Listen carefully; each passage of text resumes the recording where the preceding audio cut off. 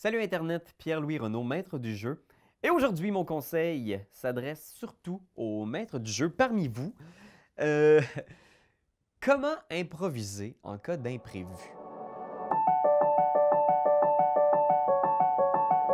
Hein, c'est bien connu, ça arrive tout le temps. Même si on aime ça, nous, comme maître du jeu, être en contrôle de la session, essayer d'anticiper les réactions de nos joueurs, essayer de prévoir ce qu'ils vont faire, il y a toujours un moment où on tombe dans quelque chose qui était pas prévu. Hein? On pense que les joueurs vont aller à droite, finalement ils vont à gauche. On pense qu'ils vont aller en haut, finalement ils tuent tout le monde. C'est normal. Et il y a quelques petites attitudes, je pense, qui sont payantes pour un maître du jeu pour survivre à ces situations-là. Premièrement, je vous dirais, soyez cool. Dites oui. Hein?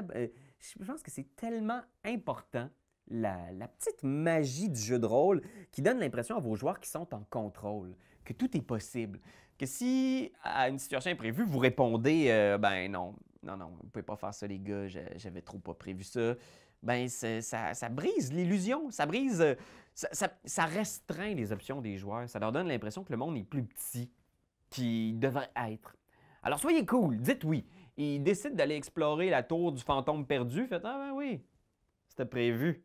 Je pense que c'est payant. Vos joueurs vont avoir du plaisir à sentir que tout est possible. Deuxièmement, je vous dirais, écoutez vos joueurs. Ils vont parler entre eux autres. Puis en improvisation, c'est super, super important l'écoute. Ils vont dire des choses qui, pour eux, sont importantes.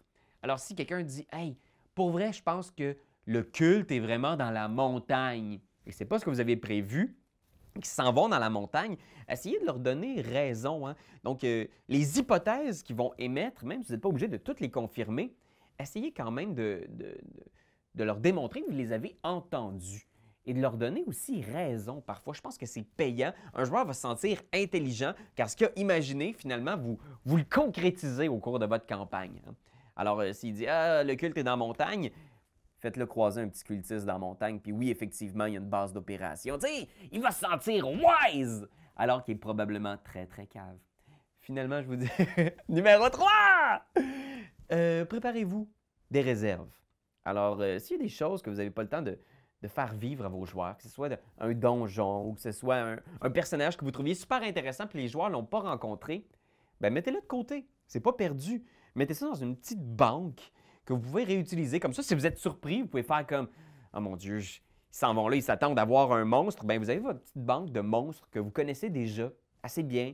Puis faites-vous une liste de noms aussi, hein, parce que ça va arriver, ça, ils vont demander c'est quoi le nom du boulanger, puis vous allez pouvoir dire Robert McFuller. Toujours d'excellentes suggestions Internet. Note ça, note ça. Je vous dirais aussi, déplacer vos éléments. Donc, si jamais un joueur décide d'aller dans la forêt parce qu'il est convaincu que c'est là que l'aventure va se dérouler, mais que vous aviez tout prévu dans les égouts de la ville, bien, n'hésitez pas à prendre ce que vous aviez prévu dans les égouts et juste le transférer dans la forêt. Hein? Tour de passe-passe, comme ça, toute votre préparation est encore utilisée. Puis les joueurs, eux, se sentent malins parce qu'effectivement, leurs hypothèses sont confirmées.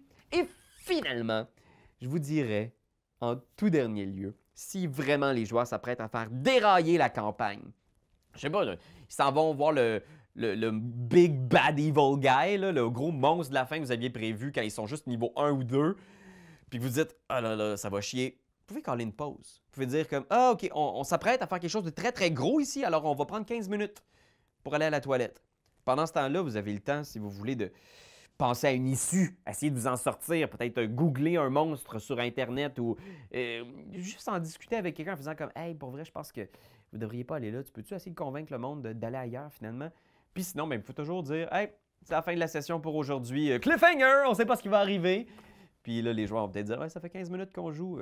Fermez-la. » Voilà, c'était mes conseils. J'espère que ça vous a aidé un peu.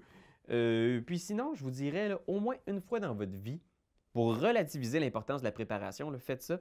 Faites une partie là, où vous n'avez rien prévu. Rien, rien, rien. Pas de préparation. Vous avez une feuille de cartable vierge devant vous. C'est ça la game à soir. Vous allez voir, vous allez probablement aimer ça plus que vous le pensiez. Puis ça va vraiment relativiser aussi l'importance de la préparation dans un jeu de rôle. Puis d'ici là, je vous dis, comme toujours demain, il y a une partie avec les appendices et es-tu game? Et bye bye Internet.